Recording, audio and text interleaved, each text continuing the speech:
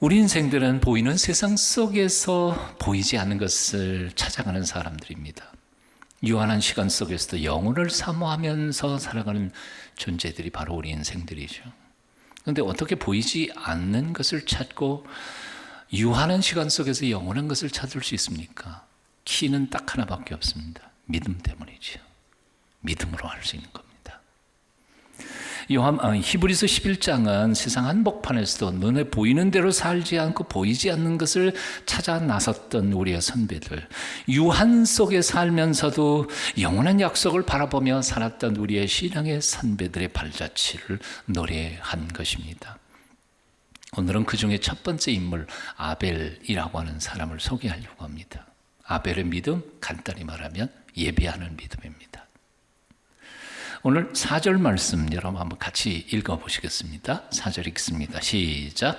믿음으로 아벨은 가인보다 더 나은 제사를 하나님께 드림으로 의로운 자라 하시는 증거를 얻었으니 하나님이 그 예물에 대하여 증언하심이라. 그가 죽었으나 그 믿음으로써 지금도 말하느니라. 아벨이 어떻게 의로운 자라 하는 증거를 받았습니까? 한마디로 가인보다 더 나은 제사를 지냈기 때문에, 제사, 요즘 표현을 말하면 예배죠. 가인보다 더 나은 예배를 하나님 앞에 올려드렸기 때문에.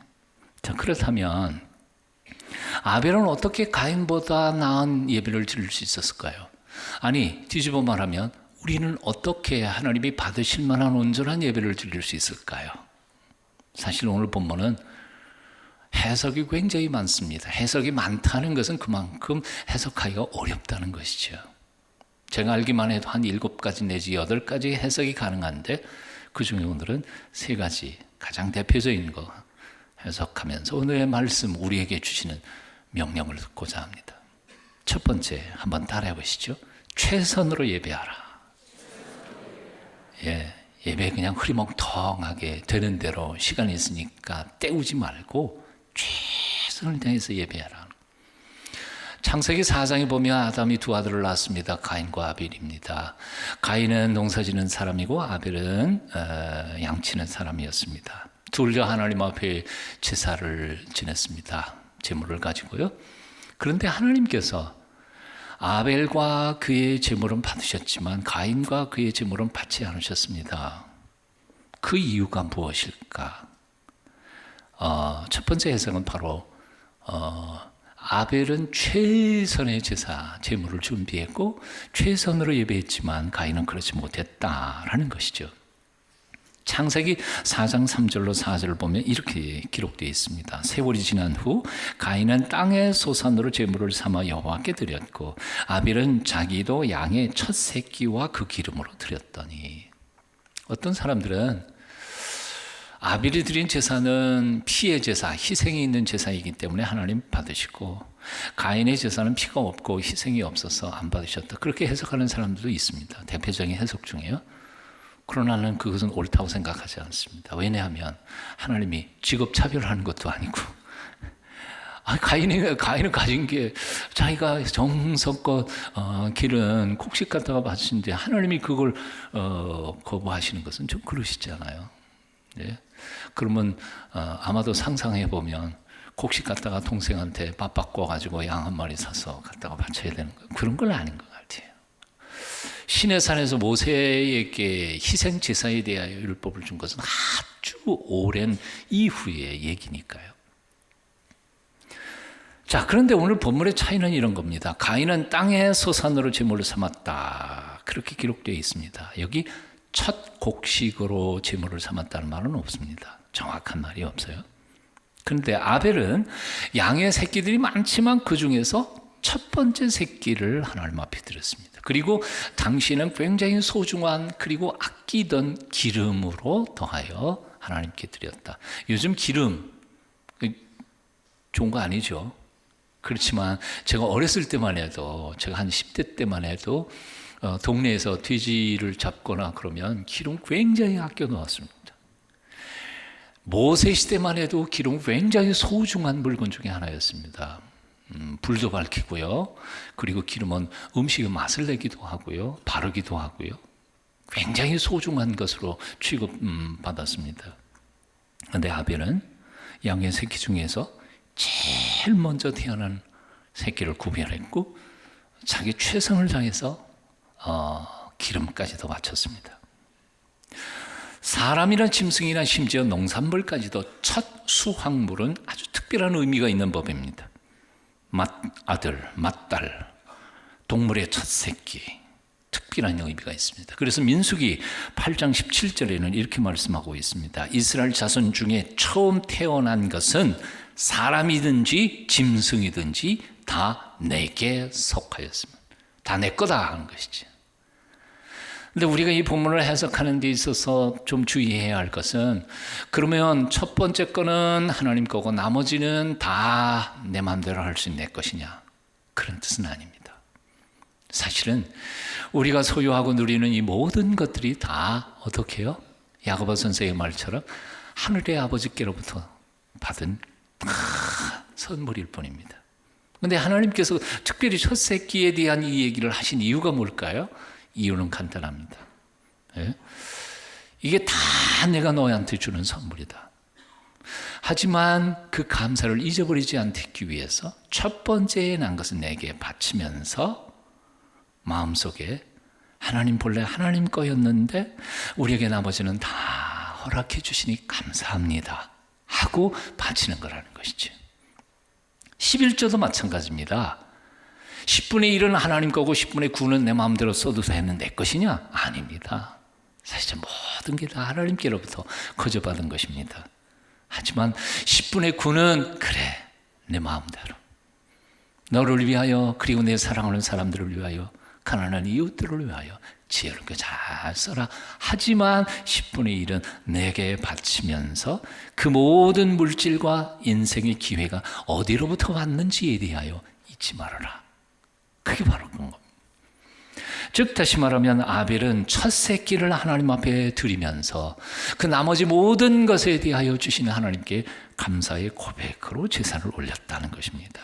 그러니 하나님이 그의 제사를 기쁘게 받으신 것은 당연한 일이었을 것입니다.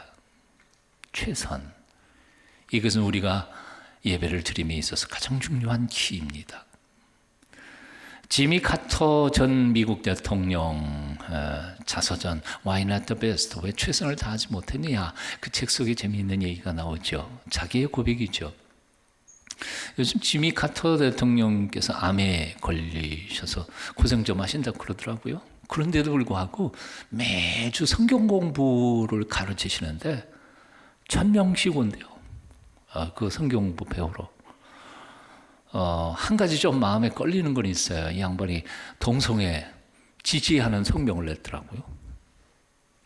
조금은 그렇지만 그래도 저는 그 마음을 알 것 같아요. 왜냐하면 동성애자라 할지라도 그들도 역시 우리의 복음이, 우리에게 필요한 것처럼 복음이 필요한 연약한 이들이 아닐까. 그런 점에서 그들을 품어주자는 뜻에서 카터는 그런 얘기를 한 것이지, 결코 그것 자체가 성서적으로 옳다고 주장한 것은 아니었다고 생각이 듭니다. 그러니까 좀 사람이 무슨 말 할 때 좀 새겨서 들었으면 좋겠어요.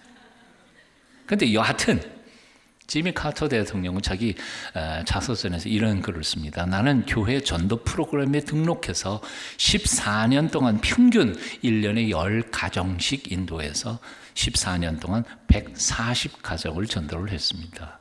그리고 나는 내가 할 만큼 했다고 자랑스러워했습니다. 하지만 1966년 내가 주지사로 입후보하고 선거운동을 하는 3개월 동안 내가 악수를 나눈 사람은 약 30만 명이 됩니다. 몇 개월이요? 3개월 동안에 30만 명. 나는 나를 위해서는 3개월 동안에 30만 명을 만났지만 하나님을 위해서는 14년 동안 겨우 140가정밖에 만나지 못한 것에 대하여 회개합니다. 여러분, 우리는 어떻습니까? 거룩이라고 하는 단어는 히브리어로 카도시라고 하는데, 이 카도시라는 단어에서부터 영어 단어 카트라는 말이 나왔습니다. 자른다는 거예요. 잘라서 구별한다는 거예요. 거룩한 예배 시간, 잘라서 구별해서 이거는 다른 것과 양보하지 않으시기를 바랍니다. 그게 바로 거룩한 시간이 되는 거예요. 잘라서 구별하는 이 시간이니까. 이 시간 딴 거하고 바꾸지 말라는 말이에요. 하나님이 내게 재물을 주셨을 때 잘라요. 11조를 자르고 감사헌금을 자르고 구제헌금을 잘라요. 선교사님들에게 보낼 성경을 잘라서 구별해 놔요. 그리고 그것을 쓰는 거예요. 돈 다 쓰다가 남은 것 가지고 하나님 앞에 헌금하거나 선교 할 수 있을 것 같아요? 없어요. 절대로 돈은 남지 않아요. 항상 모자라요. 남는 것 가지고는 못해요. 먹다 남은 것 가지고 옆 사람 구제한다? 그런 건 불가능해요. 아예 수입 딱 했을 때 그냥 잘라놔야 돼요. 그래서 그것이 바로 거룩한 재물이 되는 거예요. 잘라서 떼놨으니까 카트한 거니까 카도쉬 떼놓은 것이니까요. 찬송을 한 곡을 불러도 힘차게 부르고 온 몸과 정성을 다하여 집중해서 하나님의 말씀을 들으며 이 예비한 예물을 정말 정성껏 하나님 앞에 올려드릴 때 우리는 거룩한 구별된 거룩한 예배자가 되는 것입니다. 하나님께서 그런 예배를 왜 기쁘게 안 받으시겠어요? 그런 예배자에게 하나님은 은총과 은혜를 베풀어 주실 줄로 믿습니다. 첫 번째, 최선을 다해서 예배하라는 거예요. 두 번째 한번 따라 봅니다. 삶으로 예배하라. 보통 예배는 묵상기도로 시작하고 축도로 마칩니다. 하지만 그 한 시간이 예전적 예배가 끝났다고 모든 것이 끝난 것은 아니란 말입니다. 왜냐하면 한 시간의 예전적 예배가 끝나면 비로소 삶으로 드리는 예배가 시작된 것이기 때문입니다. 바로 그런 이유 때문에 로마서의 가장 중요한 결론 부분인 로마서 12장 1절은 이렇게 말씀합니다. 그러므로 형제들아 내가 하나님의 모든 자비하심으로 너희를 권하노니 너희 몸을 하나님이 기뻐하시는 거룩한 산 제사로 제물로 드리라. 이는 너희의 드릴 영적 예배니라. 하나님이 기뻐하시는 예배, 하나님이 받으실 만한 영적 예배가 뭐예요? 이 몸으로 드리는 제물. 즉 다시 말하면 주일날 아침 성전에서 드리는 예전적 예배만이 아니라 그 예배 끝나고 월요일부터 토요일까지 세상 속에서 살아가는 나의 삶의 구체적인 삶의 헌신의 예배가 진짜 예배라는 거죠. 영적 예배라는 거예요. 월요일부터 토요일까지의 일상적 삶이 하나님이 받으실 만한 온전한 예배가 될 수 없다면 주일에 드리는 예전적 예배는 결코 하나님이 받으실 온전한 예배가 될 수 없다는 거예요. 왜 하나님이 아벨의 예배는 받으시고 가인의 예배는 받지 않으셨을까? 그 이유가 창세기 4장 6절 7절에 조금 짐작할 수 있어요. 우리 한번 같이 읽어봤으면 좋겠어요. 창세기 4장 6절 7절 함께 읽습니다. 시작. 여호와께서 가인에게 이르시되 내가 분하여 하면 어찌미며 안색이 변하면 어찌미뇨 내가 선을 행하면 어찌 낯을 들지 못하겠느냐 선을 행치 아니하면 죄가 문에 엎드리느니라. 죄의 소원은 내게 있으나 너는 죄를 다스릴지니라. 왜 하나님이 가인의 예배를 받지 않으셨습니까? 평소의 삶에서 죄가 뒤범벅이 된 그 사람이 그럴듯하고 거룩한 모습으로 하나님 앞에 제사를 올리는 거 하나님이 그 받으시겠느냐 그 말이에요. 하나님 그 속까지 다 들여다보시는데 죄의 욕망에 져서 죄를 따라 살아간 그의 예배를 받으시겠느냐. 죄의 소원은 내게 있지만 그래 죄 유혹받지. 인간이라면 다 그런 유혹받아. 욕망도 있지. 하지만 그게 핑계를 댈 수는 없어. 너는 죄를 이겨야 한다. 이게 하나님의 명령이신 거지.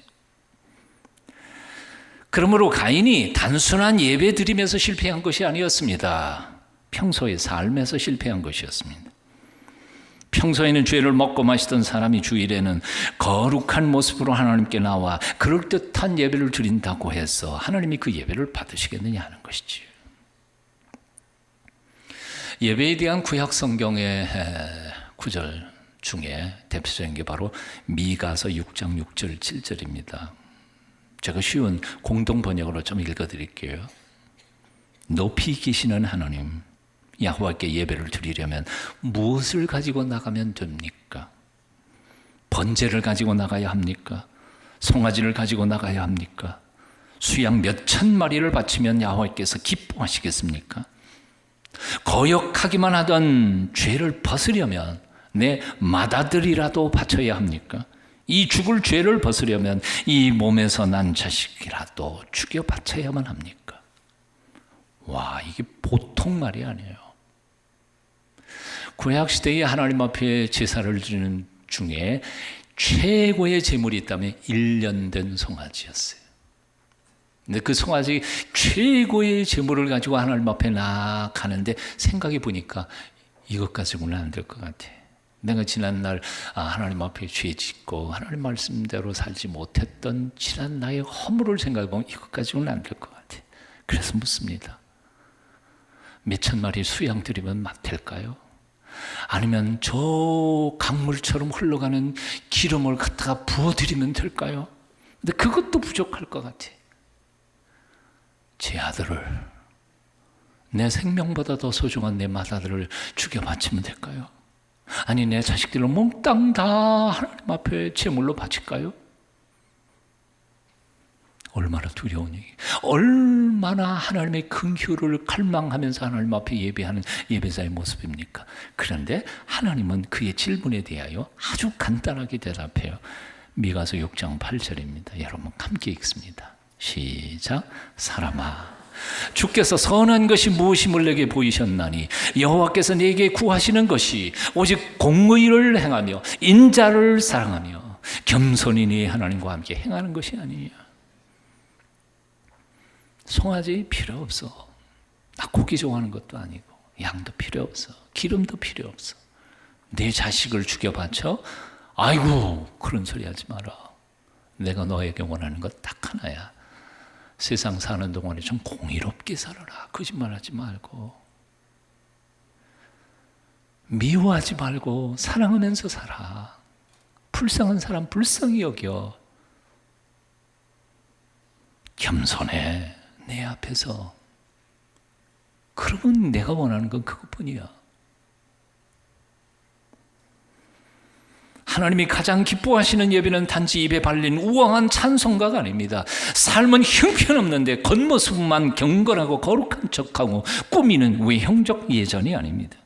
하나님이 기뻐하시는 것은 송아지 고기나 수양이 기름이나 피가 아닙니다. 하나님이 우리에게 간절히 원하시는 것은 거룩한 삶이라 그 말입니다. 공의를 행하며 너그러운 마음으로 서로 용서하고 사랑하며 겸손히 하나님 앞에서 살아가는 것. 그러므로 주일 아침에 우리가 하나님 앞에 드리는 이 예전적 예배는 바로 월요일부터 토요일까지 일상생활에서 드리는 삶의 열매입니다. 삶의 예배가 온전하면 이 예전적 예배가 온전해지지만 월요일부터 토요일까지 삶의 예배가 부실하면 이 예전적 예배는 당연히 가식적 예배, 이중적 예배, 겉만 번지르르한 예배, 타락한 예배가 될 수밖에 없다는 것이죠. 하나님은 그런 예배를 받으실 수 없다는 거예요. 사랑하는 동성 가족 여러분, 월요일부터 토요일까지 여러분의 직장에서, 여러분 가정에서 온전한 삶을 사십시오. 하나님이 기뻐하시는 삶을 사십시오. 그리고는 주일날 아침에 지난 한 주간 또 은혜로 나를 인도해 주신 하나님 감사합니다. 감격하며 이 예배를 드릴 때 하나님이 우리 예배 가운데 계시고 그 예배자들을 복 주실 줄로 믿습니다. 마지막 세 번째 따라해 봅니다. 은혜에 대한 응답으로 예배하라. 오늘 본문을 이렇게 시작합니다. 믿음으로 아벨은 가인보다 더 나은 제사를 드렸다. 믿음으로 아벨은, 즉 다시 말하면 아벨의 예배는, 아벨의 제사는 믿음으로 드리는 것이었다는 거죠. 참 해석이 굉장히 어려운 부분이에요. 그래서 제가 설명하기가 너무 어려워서 구약신학자 한 사람의 글 제가 조금 다듬었어요. 너무 어려운, 논문은 어렵잖아요. 그러니까 조금 다듬어서 제가 조금 읽어드릴 테니까 아마 이해는 하실 수 있을 거예요. 하나님께서 아벨의 제물만 받으셨을 때 가인이 심히 분해하고 안색이 변하며 아우를 잔인하게 죽이기까지 한 것을 보면 가인도 제딴에는 온갖 정성을 다해 제물을 드렸을 것이다. 이해가 되시죠? 추수한 곡식과 함께 꽃과 과일로 아름답게 장식했으며 우아하고 감미로운 향기가 넘쳤을 것이다. 또한 가인이 만든 제단은 예술적인 아름다움을 드러내고 있어 보는 사람들이 아낌없는 찬사를 받았을 것이다. 하지만 아벨의 제단은 칼에 찔리고 피가 엉겨 있고 눈을 부릅뜬 채 죽어있는 애처로운 모습의 어린 양이 놓여 있었을 것이다. 향기로운 냄새 대신에 피비린내가 난다. 사람이 보기에 흠모할 만한 아름다운 것이 없었다. 오히려 그 제단은 사람들에게 얼굴을 가리우고 보지 않음을 받고 멸시를 당했을 것이다. 우리들이 보기에는 아벨의 제단보다는 가인의 제단이 훨씬 아름다웠을 것이다. 하지만 하나님은 겉으로 드러난 제물의 모습보다는 그 두 사람의 마음을 감찰하셨다. 가인은 자신의 제단 위에 올려진 탐스럽고 아름다운 빛깔의 오곡백과를 보면서 자신의 농사의 수고와 솜씨에 만족하고 또한 자랑스러웠을 것이다. 뿐만 아니라 이러한 제물을 드린 자야말로 하나님의 인정을 받는 것은 당연하다고 생각했을 것이다. 이제 그에게 있어 하나님의 응답은 은혜가 아니라 자신의 수고와 노력에 대한 당연한 대가였다. 즉 가인은 자신의 행위에 의지한 예물을 하나님께 드림으로 하나님은 그에게 은혜를 베풀 수 없었던 것이다. 이해가 되시지 않아요? 예배란 뭘까요? 우리가 행한 선행을 가지고 나아가 하나님 은혜를 주십시오 하고 딜하는 자가 예배가 아니란 말이에요. 예배는 자기의 의의를 자랑하거나 의의를 가지고 그 대가로 하나님의 축복을 딜해서 받아내는 자가 예배가 아니란 말이에요. 예수님의 비유 중에서 두 사람이 성전에서 기도합니다.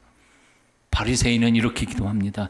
하나님, 나는 다른 사람들과 토색 불의 간음하는 자들과 같지 않음을 감사합니다. 저 뒤에서 기도하고 있는 세리와 똑같은 사람이 아닌 것을 감사합니다. 나는 7일에 2번씩 금식하고 소득의 11조를 한 번도 빼먹은 적이 없습니다. 근데 이 기도를 꼼꼼히 생각해 보면 이건 기도가 아닙니다. 자기 의에 대한 자랑이고 나팔입니다. 이처럼 의로운 사람에게는 하나님의 용서가 필요 없습니다. 왜? 지금 벌써 의로운데 하나님의 용서가 뭐하러 필요해요? 완벽한데 하나님의 은혜가 뭘 필요해요?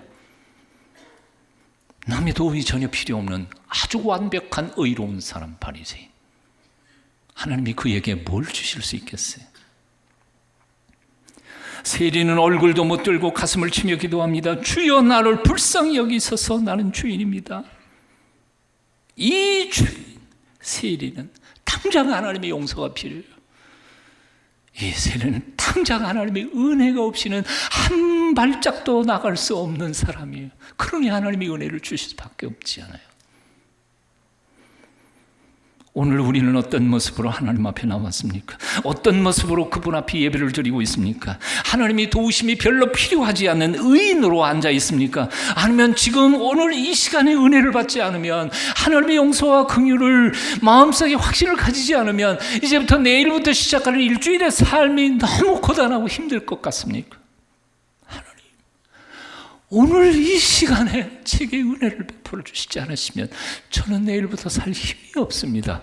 갈망하며 하나님 앞에 예배드리고 있느냐 그 말이에요. 나 같은 것 구원해 주신 하나님, 구원만이 아니라 아들, 딸을 삼아주신 그 하늘 아버지 은혜를 생각할 때마다 기쁘고 감격하고 너무 감사가 넘쳐서, 그래서 하나님 앞에 찬송하고, 그래서 하나님 앞에 나의 소중한 것들을 드리며 내 몸과 시간까지 주 앞에 드리는 것, 이게 예배가 아니냐? 이것이 참된 예배이고 이것이 아벨의 예배이고 하나님이 받으실 만한 예배라 그 말입니다. 나는 오늘 이 순간부터 가인의 예배가 아니라 아벨의 예배를 드리는 저와 여러분이 되기를 축원합니다. 그렇게 되시기를 바랍니다. 기도하겠습니다.